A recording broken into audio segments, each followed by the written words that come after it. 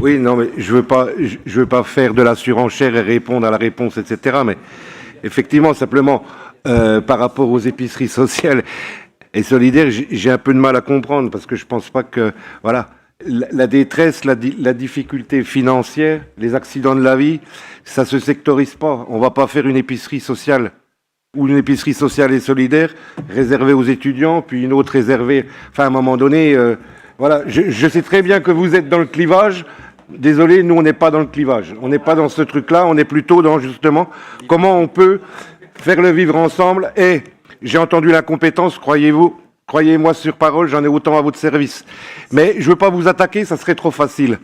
Mais simplement, les épiceries sociales et solidaires, dont, effectivement, nous essayons de promouvoir le modèle. Alors, c'est pas pour se faire plaisir, c'est simplement...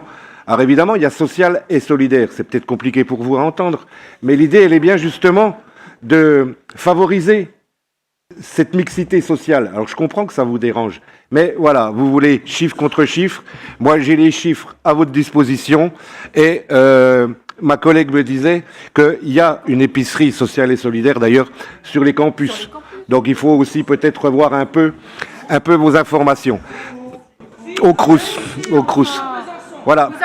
Pour être plus constructif, parce qu'on ne va pas polémiquer pour polémiquer, je voulais simplement faire un rapide focus sur, en tant que délégué à l'innovation sociale, faire juste un rapide focus sur ce qui est un peu notre totem, qui est Ralinov, notre fer de lance. Voilà.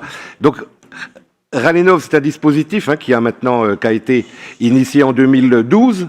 Donc qui a maintenant 7 ans, qui est porté par l'ARACT. Alors, qu'est-ce que Ralinov? Tout simplement, Ralinov, ça sert à valoriser les initiatives socialement innovantes des entreprises, essaimer ces innovations sociales sur les territoires et favoriser le travail en réseau et l'échange des pratiques. Alors, une fois qu'on a dit ça, on a dit beaucoup de choses, mais on n'a peut-être rien dit. Donc, de manière très pragmatique, puisque la 7e édition de Ralinov, s'est déroulé il y a peu de temps, ça devait être le 23 novembre, je crois, au cinéma Olympia, à Dijon, effectivement. Ralinov, c'est 21 innovations sociales identifiées dans les 8 départements. Ce sont 50 structures mobilisées pour apporter leur expertise, échanger leurs pratiques et également participer à la rédaction de cahiers, ce qu'on appelle les mémos de l'innovation sociale. Pour l'année 2019, les thématiques étaient la gouvernance participative et puis le temps et l'espace de travail, comment on l'organise. Voilà, donc je disais à Dijon, il y a eu les rencontres régionales de l'innovation, il y avait plus de 300 personnes qui étaient là et on monte en puissance régulièrement, 250 l'année dernière. Voilà, donc on voit bien qu'on est dans le concret. Il y avait également une intervention de grande qualité de Julia de Funès, qui est une chercheure et une auteure. Et puis il y avait également la remise de 2 prix, donc un prix pour l'ESS qui a été remis au PEP 21 et puis un prix pour l'économie classique. Je précise bien ces deux prix différents parce que j'entends souvent, et je pense que c'est quelque chose dans lequel il ne faut pas tomber, il ne faut pas céder à la tentation d'opposer l'économie dite classique à l'économie sociale et solidaire, parce que je pense que ça serait une erreur. Et effectivement, on a une politique volontariste sur l'économie sociale et solidaire, portée par notre présidente en premier lieu, mais Jean-Claude Lagrange vous l'a explicité, on a également une politique offensive et une politique de qualité avec des moyens pour l'économie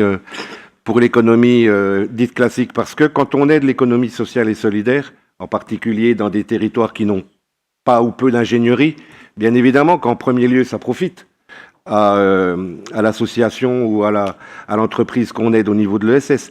Mais quand on amène des leviers sur un territoire, on développe de la richesse, on crée des emplois non délocalisables, et quelque part c'est tout un territoire qui est irrigué.